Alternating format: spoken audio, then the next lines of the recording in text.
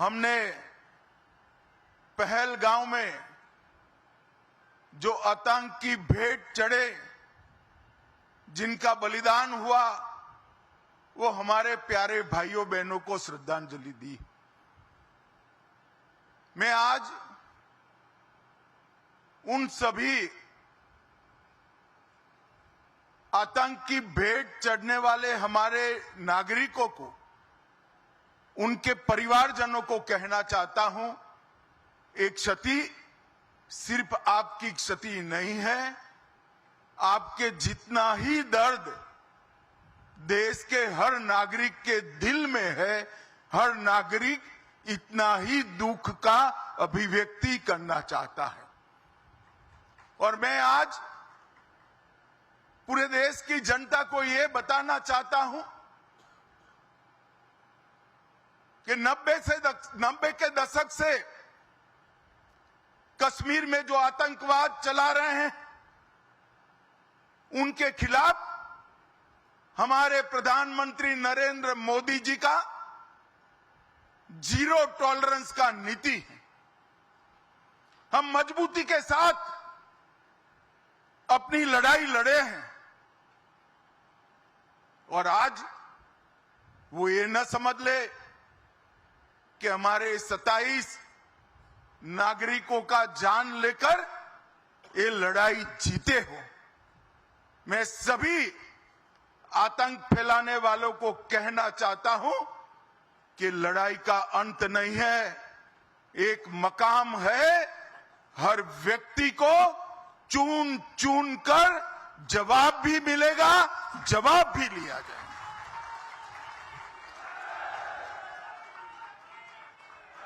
नरेंद्र मोदी जी के नेतृत्व में चाहे उत्तर पूर्व हो, चाहे वामपंथी उग्रवाद का क्षेत्र हो, चाहे कश्मीर पर पड़ी आतंकवाद की छाया हो, हर चीज का मजबूती के साथ हमने जवाब दिया है। और अगर कोई एक कायराना हमला कर ये समझता है कि हमारी बड़ी जीत है, तो एक बात मन से समझ लीजिए, ये नरेंद्र मोदी सरकार है, किसी को बख्शा नहीं जाएगा, किसी को बख्शा नहीं जाएगा। इस देश की इंच इंच भूमि पर से आतंकवाद को मूल समेत उखाड़ने का हमारा संकल्प है और वो सिद्ध होकर रहेगा। और इस लड़ाई में न केवल 140 करोड़ भारतीय, पूरी दुनिया भारत के साथ खड़ी है। लामबंद होकर सभी दुनिया के देश एकमुश्त होकर आतंकवाद के खिलाफ ये लड़ाई में भारत की जनता के साथ खड़े हैं। और मैं फिर से संकल्प दोहराना चाहता हूं, जब तक आतंकवाद समाप्त नहीं होगा, हमारी लड़ाई चालू रहेगी। और जिन लोगों ने एक कृत्य किया है, उसका उचित दंड उनको निश्चित रूप से दिया जाएगा। भाइयों बहनों, आज बोडोफा उपेंद्रनाथ ब्रह्मा की 9 फुट ऊंची प्रतिमा का यहां अनावरण किया गया। बोडोफा न केवल बोडोलैंड के लिए, न केवल बोडो जाति के लिए, समस्त आदिवासी समुदाय के लिए सम्मान, पहचान और समान अधिकारों की लड़ाई के लिए जाने जाते हैं। इतने छोटे से कालखंड में देश के एक विषम क्षेत्र में जन्मे आदिवासी बच्चे ने पूरे जनजातीय समाज को एकजुट कर अपने अधिकार से के लिए शांतिपूर्ण मार्ग पर लड़ने की शिक्षा दी। हम बोडो है, इसका हमें गर्व है और इस सूत्र को लेकर बोडोफा ने दारुण गरीबी में जीने वाले सभी जनजाति के लोगों को एकत्रित किया और संघर्ष करने की शुरुआत की। दिल्ली में आवाज बुलंद की, बीएससी बीए भी किया, एलएलबी भी किया और इन्होंने जितनी परीक्षाएं पास की, इससे सबसे बड़ी परीक्षा थी बोडोलैंड की आवाज को कश्मीर से कन्याकुमारी तक पहुंचाना और अधिकारों को प्राप्त करने के लिए संघर्ष शुरू करना।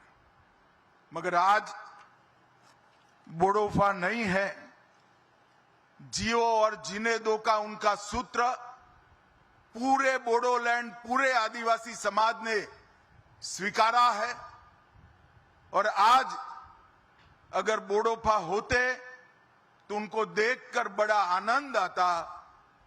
हजारों युवाओं के बलिदान के बाद आज हमारा बोडोलैंड शांति और विकास के रास्ते पर आगे बढ़ चुका है। पूरा असम बोडोलैंड के लोगों को स्वीकारता है और बोडोलैंड असम को स्वीकारता है। आज बोडोलैंड से बहुत सारे लोग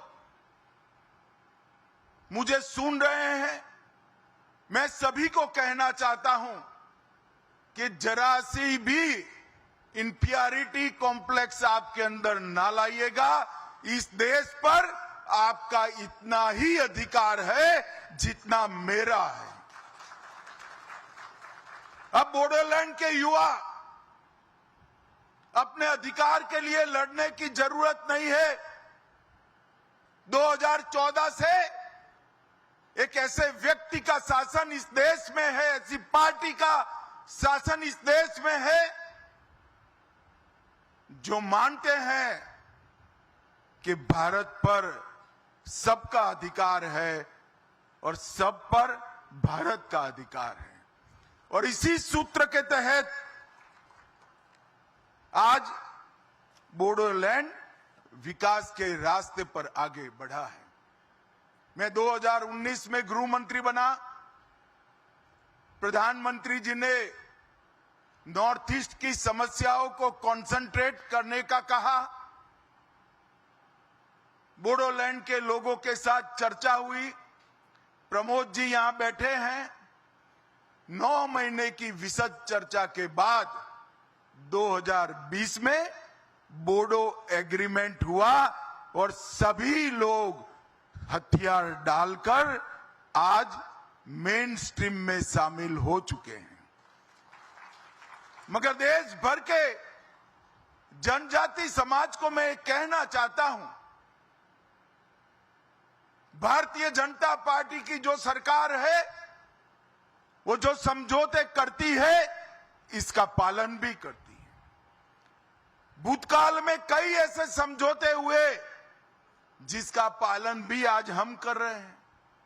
उन्होंने नहीं किया अपने समय में, मगर मैं बोडो वासियों को बताना चाहता हूं, बोडोलैंड वासियों को बताना चाहता हूं कि आपसे जो समझौता हुआ उसके 96% मुद्दे हमने क्लियर कर दिए हैं।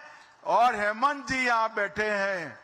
हेमंत जी आज निर्णय कर जाइए कि असम में चुनाव के पहले 100% मुद्दों को हम क्लियर कर देंगे। ये नरेंद्र मोदी सरकार का, ये भारतीय जनता पार्टी की सरकार का एक बहुत बड़ा भेंट है असम के लोगों को, नॉर्थ ईस्ट के लोगों को।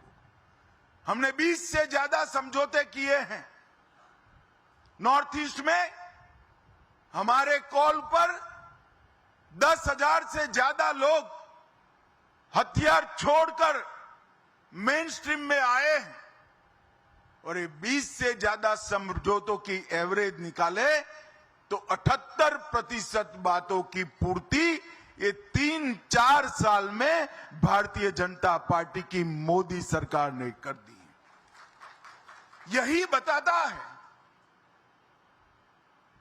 कि हम जो कहते हैं वो करते हैं। और आज पूरा असम शांति के रास्ते पर आगे बढ़ चुका है।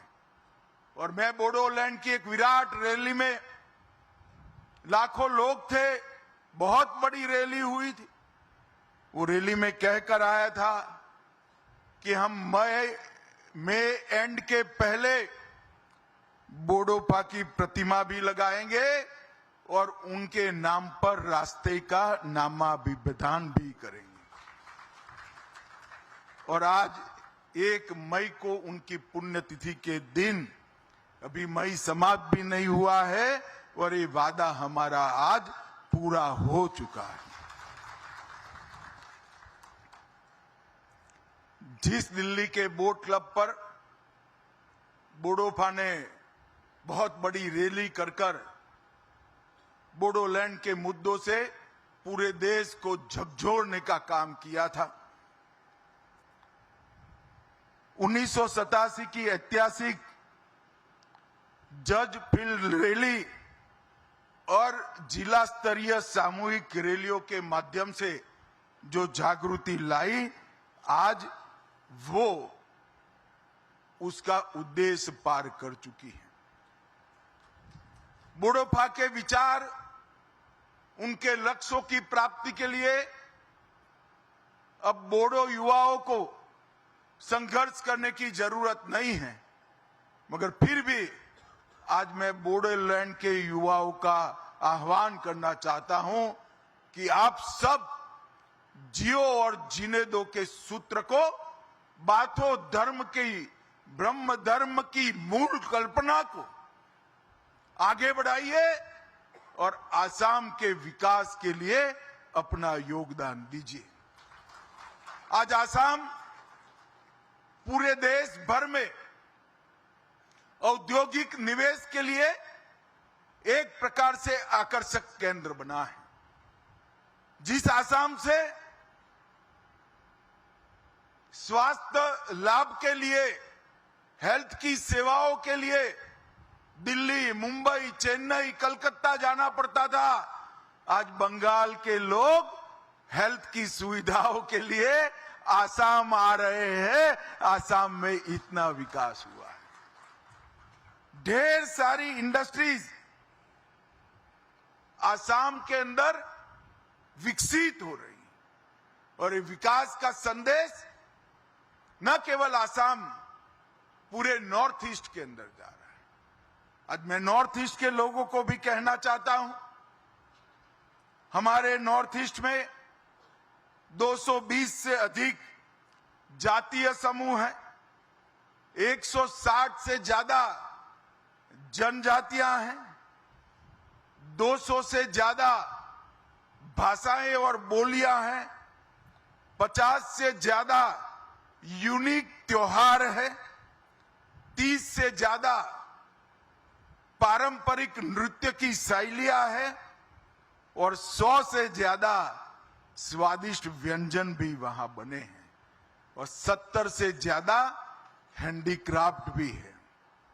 और आसाम और नॉर्थ ईस्ट का साहित्य जिनको परिचय है, वो सभी लोग मानते हैं कि नॉर्थ ईस्ट की संस्कृति, आसाम की संस्कृति सिर्फ नॉर्थ ईस्ट और आसाम के लिए महत्वपूर्ण नहीं है, भारत की संस्कृति का सबसे अनमोल गहना हमारी नॉर्थ ईस्ट की ट्राइबल संस्कृति है।